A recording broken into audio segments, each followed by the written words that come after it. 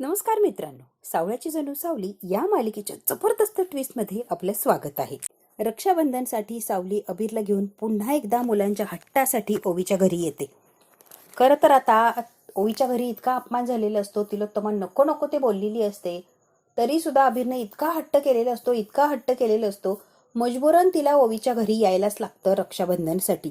सावली आता आलेली असते, पण तिच्या मनात राग असतो, द्वेष असतो, तिरस्कार सुद्धा असतो तिलोत्तमाच्या बद्दल. कारण तिलोत्तमा खूप तिला घालून पाडून बोलत असते, नको नको ते घाणेरडे आरोप लावत असते. त्यामुळे सावलीला राग असतो. पण आता अबीरने इतका हट्ट पकडलेला असतो की त्याच्या हट्टासाठी तिला यायलाच लागतं. आणि बिचारी आता सारंगच्या घरी परत आलेली असते. रक्षाबंधनचं छान असं सेलिब्रेशन त्यांच्या घरी असतं. जेव्हा सावली परत आलेली असते, सारंगला इतका आनंद होतो, खूप खूप खुश झालेला असतो. तिलोत्तमा मात्र इनसिक्युअर होते की ही सावली इतका अपमान केला, इतक्या वेळा ढकलून दिली, तरी परत माघारी आलीच का. खरं तर तिलोत्तमा मुद्दाम तिला बोललेली असते, मुद्दाम तिला टॉर्चर केलेलं असतं, जेणेकरून सावलीचा इगो दुखावला गेला तर सावली माझ्या घराकडे फिरकून सुद्धा बघणार नाही. या उद्देशाने तिलोत्तमाने तिला टॉर्चर केलेलं असतं, बोललेली असते की तिने परत माघारी येऊच नाही. पण खरं तर सावलीचा काही एक परिणाम झालेला नसतो. सावली मजबुरीने म्हणा किंवा सारंगच्या ओढीने ती परत त्या घरात आलेलीच असते. आणि या सगळ्या गोष्टीमुळे तिलोत्तमाला मात्र खूप खूप इन्सिक्युअर असं व्हायला झालेलं, म्हणजे इन्सिक्युअर झालेली असते, घाबरायला झालेलं असतं. काय करू आणि काय नाही तिला काही सुचत नसतं. खरं तर आता सावली आजच्या दिवस राखी पौर्णिमा झाली की तिथून निघून जाणार असते. त्यामुळे सावली आल्या आल्या तमाशा करणं हेही योग्य नसतं. तिलोत्तमा अगदी काय करू आणि काय नाही तिला काहीही सुचत नसतं, अगदी वेडेपिशी झालेली असते. ती आता सावलीच्या समोर काही बोलूही शकत नसते आणि इथून निघून जा असंही काही सांगता येत नसतं.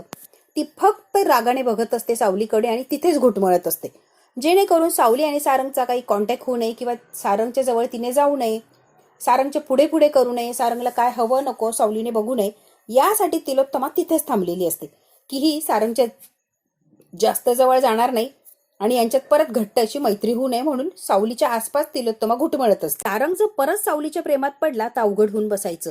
आणि हे दोघं जर एकमेकांच्या प्रेमात पडले तर मग काय करायचं. मग सारंगला आणि सावलीला एकमेकांच्या पासून वेगळं करणं अवघड होणार. तिलोत्तमाला माहिती असतं, पहिल्या वेळेला अगदी सहज नकळतपणे सगळं काही आपल्याला हवं तसं घडत गेलं, म्हणून तिलोत्तमा म्हणते ते सोपं होतं. आता मात्र सारंग सावली जर एकत्र आले तर त्यांना वेगळं करणं म्हणजे तारेवरची कसरत राहणार आहे. आणि म्हणूनच मला ही तारेवरची कसरत करायचीच नाहीये. त्यासाठीच मला सावली आणि सारंगला आधीच वेगळं ठेवायचंय, जेणेकरून ते एकत्र यायलाच नको आणि कोणताही राडा व्हायला नको. खरं तर आता राडा होऊ नये यासाठी तिलोत्तमा आधीच काळजी घेत असते. पण तिलोत्तमाला काय माहिती, यांची मनं इतकी जुळलेली आहे, इतकी एकमेकांशी घट्ट बांधली गेली की तिलोत्तमा काय कोणीही जरी मध्ये आलं तरी यांची मनं वेगळे करूच शकत नाहीये. सारंग आणि सावली अजून सुद्धा मनाने एकत्रच असतात आणि एकमेकांच्यावर खूप खूप प्रेम करत असतात. जरी सारंग सावलीला दाखवत नाही आणि सावली सारंगला दाखवत नाही, एकमेकांच्या प्रेमात ते खूप बुडालेले असतात. पण काय इगो आढळतो आणि ते एकमेकांवर प्रेम करतात, तेवढंच प्रेम आहे हे दाखवत नसतात आणि आपापल्या याच्यामध्ये ते गप्प असतात. तिलोत्तमा जी गोष्ट आधीच घडून गेली आहे ती घडू नये यासाठी प्रयत्न करत असते. त्यासाठी त्यांना थांबवत असते की त्यांनी एकत्र येऊ नये, एकमेकांच्या प्रेमात पडू नये. पण खरं तर ते प्रेमातून बाहेर आलेलेच नसतात, एकमेकांचेच झालेले असतात आणि एकमेकांसाठीच बनलेले असतात. पण तिलोत्तमा ही रिअल फॅक्ट एक्सेप्ट करत नसते आणि अजून सुद्धा त्यांना वेगळं करण्यासाठी किंवा ते एकत्र येऊ नये यासाठी ती धडपड करत असते. विठुरायाने सारंग आणि सावली यांची जोडी काहीतरी वेगळीच बनवलेली असते, पण हे तिलोत्तमा मान्य करत नसते. तिलोत्तमा मुळात हे स्वीकारतच नसते. त्यामुळे तिलोत्तमाला खूप त्रास होत असतो आणि तिला त्रास होतोय म्हणून या सगळ्यांना ती त्रास देण्याचा प्रयत्न करत असते. सावली आता जेव्हा तिलोत्तमाच्या घरी आलेली असते अबीरला घेऊन रक्षाबंधनच्या निमित्ताने, ओवीला सरप्राईज मिळालेलं असतं. ओवीला असं वाटत असतं की हे येणारच नाहीये. काही झालं तरी सावली टीचर अबीरला आणणार नाही म्हणजे नाही आणि माझं रक्षाबंधन आज काय साजरं होणार नाही. खरं तर रक्षाबंधन सारखा इतका छान सण असतो, त्यामुळे सावलीला कुणाचाही मूडअप करायचा नसतो. सावली मनावर दगड ठेवते आणि रक्षाबंधनसाठी अबीरला घेऊन ती फायनली आलेलीच असते. आता मात्र जेव्हा ती अबीरला घेऊन आलेली असते त्यावेळेला ओवीला इतका आनंद होतो, ओवीला, सारंगला, अमृताला खूप खूप आनंद झालेला असतो की सावली परत आली. एक सुखाचा असं त्यांना धक्का बसलेला असतो. आता छान रक्षाबंधनची तयारी अमृताने करून ठेवलेलीच असते. ताट वगैरे सजवलेलं असतं, राख्या वगैरे आणलेले असतात, जेवणामध्ये गोडधोड असं बनवलेलं असतं. एकंदरीत ओवीच्या घरी छान उत्तम प्रसन्न असं वातावरण असतं. कारण सणासुदीचे दिवस म्हटल्यावर आनंदाचे दिवस असणार आनंदाचा दिवस, आनंदाचं वातावरण, सगळं छान आणि प्रसन्नमय असं असतं. खूप खूप आनंद असतो. ओवी आता चक्क अबीरला 8 राख्या बांधणार असते.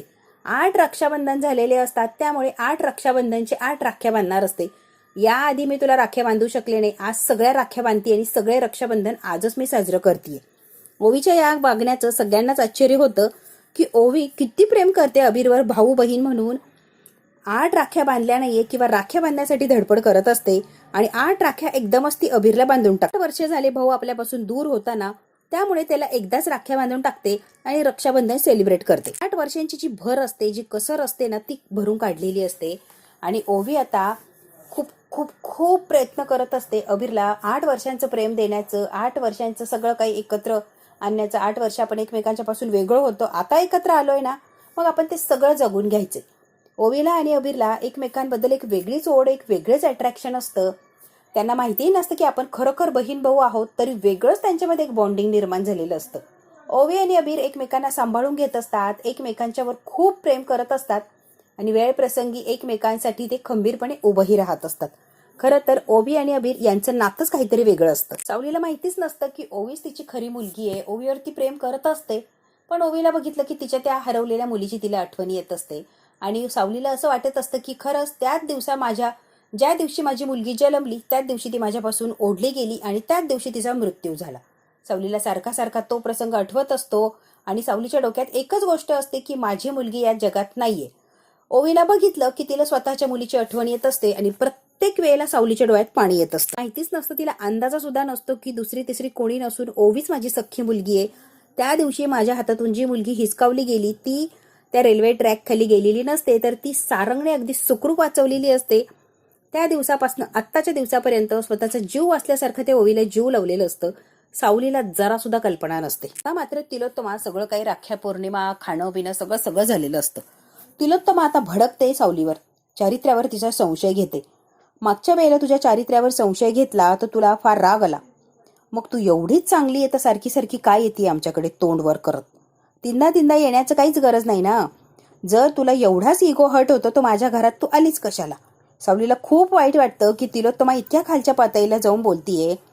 जगन्नाथ पण तिथे असतात, तेवढ्यात भैरवी सुद्धा आलेली असते. आता काय भैरवी आली म्हटल्यावर काय तमाशाला कमीच नाही. आगेत तेल ती ओतत राहणार आणि भडका हा उडत राहणार. भैरवी आली म्हणजे तमाशा फिक्स असतो. तिलोत्तमा म्हणत असते, काय ग, तुला किती वेळा बोलले, किती वेळा तुला इथून काढून देण्याचा प्रयत्न केला, पण तू इथून जात का नाहीयेस? तुला स्पष्ट सांगितलं की घरातून निघून जा, परत येऊ नको, तरी सुद्धा तोंड वर करून निर्लज्जासारखी येतीच का ग? जगन्नाथ आता भैरवी आलेली असते, तसाही त्याला राग येतो आणि भैरवी आल्या आल्या मागचा पुढचा विचार करत नाही आणि तिलोत्तमा बरोबर सावलीलाही ती काहीही बोलत सुटलेली असते. तिलोत्तमा जसं जसं बोलेल तसं भैरवी सुद्धा बोलत सुटलेली असते. जगन्नाथचे पेशन्स आता संपत चाललेले असतात. या नीच बायका किती खालच्या पातळीला उतरतील आणि माझ्या पोरीला अजून किती त्रास देतील याचा विचार जगन्नाथ करत असतात आणि अगदी तळपायाच्या मस्तकात चाललेली असते जगन्नाथच्या. समोर जाऊन 2 सनसन अशा कानाखाली ठेवून देऊ की काय असं जगन्नाथला वाटत असतं. खूप जगन्नाथने स्वतःला कंट्रोल केलेलं असतं. जगन्नाथ विचार करतच असतात देऊ की कानाखाली, पण त्यांचा आता पारा चढलेला असतो आणि त्यांचा जो संयम असतो तो फायनली संपतो. सनकण अशी कानाखाली भैरवीच्या देतात आणि दुसरी कानाखाली तिलोत्तमाच्या ठेवून देतात जगन्नाथ. हे खूप आधी करायला पाहिजे होतं, पण जगन्नाथने काही मर्यादा असतात त्या पाळलेल्या असतात. आता मात्र लिमिट संपलेली असते आणि दोघींच्याही सनासन अशा कानाखाली ठेवून दिलेले असतात जगन्नाथने. सर्वांना जबरदस्त असा धक्का बसलेला असतो की हे काय? भैरवी म्हणते, तुझी हिंमत की माझ्या अंगाला हात लावला आणि माझ्या अंगावर हात उचलला? जगन्नाथ, आता मी काय तुला सोडत नसते, मी काय गप्प बसत नसते. जगन्नाथ म्हणतो, तुला काय वाकडं करता येईल ना ते वाकडं कर, मी तुला खात नसतो. तेव्हा आता भैरवी फक्त तंतन तंतन करत असते. जगन्नाथवर काही एक परिणाम होत नसतो. मुळात मध्ये जगन्नाथ भैरवीला खातच नसतो. तुला काय करायचंय ना भैरवी, तू करू शकती, मला काही देणं घेणं नाहीये.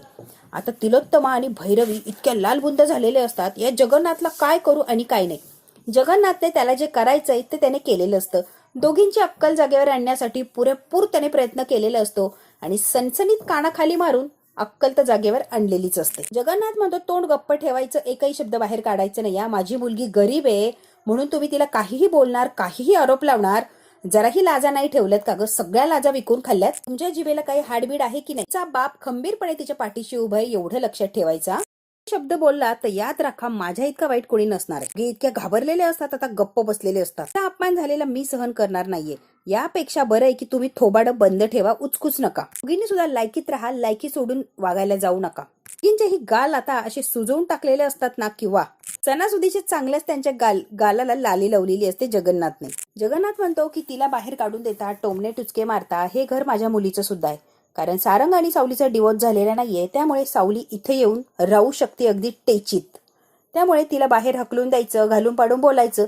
उगाचच नादाला लागू नका. माझ्या मनात आलं तर तिला इथेच आणून बसवीन. तिला कुणीच हकलवू शकत नाहीये, कुणीही नाही. कायद्याने ती या घरात राहू शकते. अशीच वागत राहिला, अशीच तिला जर टॉर्चर केलं तर मी तिला या घरातून आता नेतच नसतं. कायद्याची मदत घेणार आणि सावलीला याच घरात राहण्यासाठी मजबूर करणार. या दोघींच्या हातात आता बेड्यात ठोकणार म्हणजे ठोकणारच. तुम्ही विचार करा. तिलोत्तम आता खूप घाबरलेली असते की आता करायचं काय. हा जगन्नाथ काय करायचं म्हणतोय, ते जर खरंच त्याने केलं, आपल्याला जेलमध्ये पाठवलं आणि सावलीला या घरात पाठवलं तर करायचं काय. तुम्हाला अगदी घाम फुटलेलं असतो. ती सुद्धा आता घाबरतात, गालाला हात लावतात आणि तिथून निघून जातात. भैरवी सुद्धा खूप घाबरलेली असते आणि तिलोत्तमाच्या मागे लगेच निघून जाते. कारण जगन्नाथने चांगलीच त्यांना अद्दल घडवलेली असते. रुद्र रूप धारण केलेलं असतं जगन्नाथने आणि जगन्नाथ काय करू शकतो हा तर अंदाज त्यांना असतो. अबीरने खूप छान असं गिफ्ट आणलेलं असतं ओवीला आणि ते गिफ्ट बघून ओवी खूप खुश झालेली असते. सारंग, ओवी, अबीर एकत्र फोटो वगैरे काढतात. छान असं त्यांचा फॅमिली फोटो निघालेलं असतं. काळामध्ये आधी रंगवून गेलेले असतात.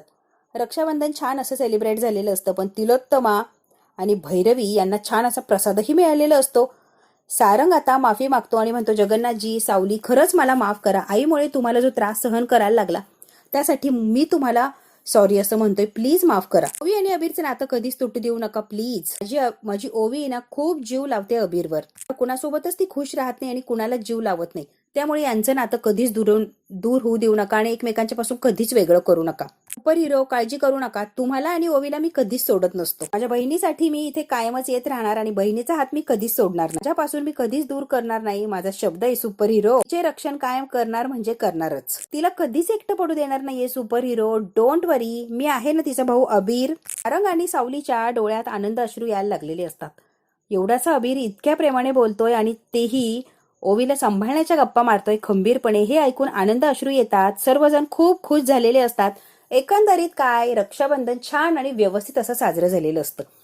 खरं तर मित्रांनो, बघू आता तिलोत्तमाचा गाल लाल केलाय, भैरवीचा गाल लाल केलाय, यावर त्या कशा रिॲक्ट होणार आणि सावलीला कशा प्रकारे त्रास देतात हे जर बघायचं असेल तर बघायला लागणार आपल्याला पुढचा भाग.